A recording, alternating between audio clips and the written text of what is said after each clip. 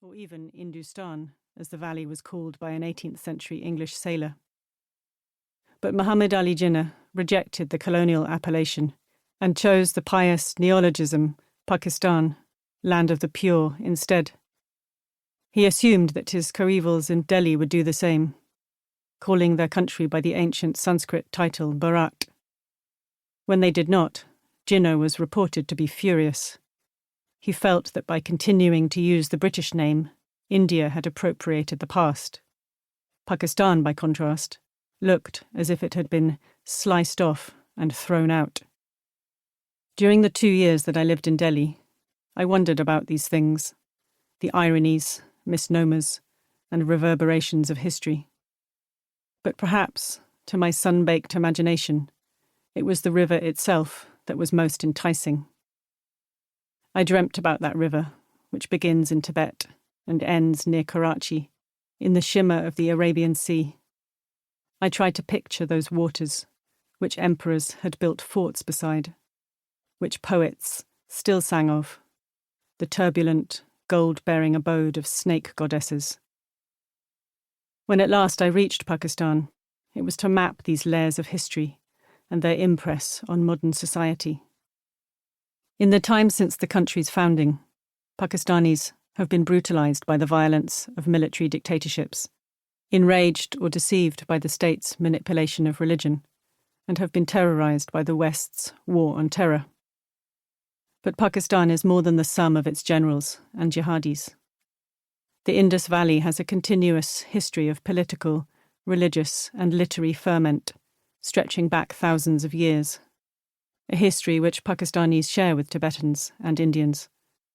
The intertwining of those chronicles, memories, and myths, that is the inheritance of the people who live in the Indus Valley. This book recounts a journey along the Indus, upstream and back in time, from the sea to the source, from the moment that Pakistan first came into being in Karachi, to the time, millions of years ago in Tibet, when the river itself was born. Along the way, the river has had more names than its people have had dictators. In Sindh, it is called Purali, meaning capricious, an apt description of a river which wanders freely across the land, creating cities and destroying them. Sindhis also know it as Samunda, ocean, a name evocative of the vastness of the river within their landscape and civilization.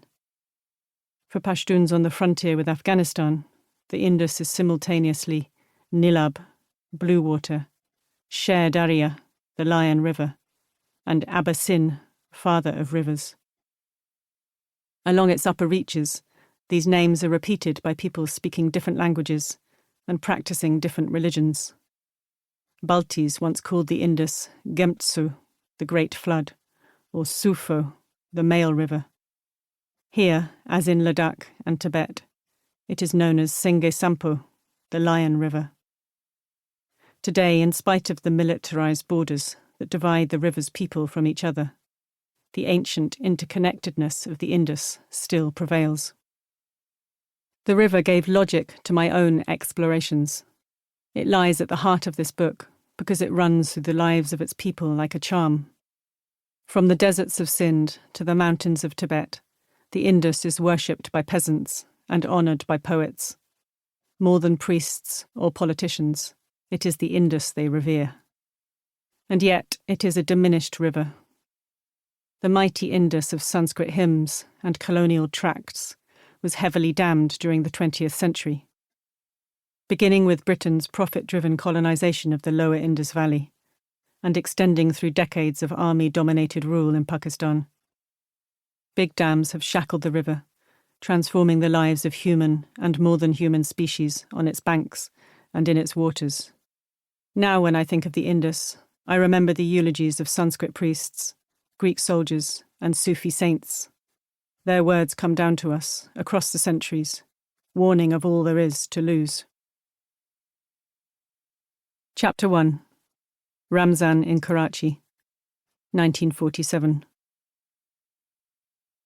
Hell is before him, and he shall be given to drink of festering water. Quran 14:16.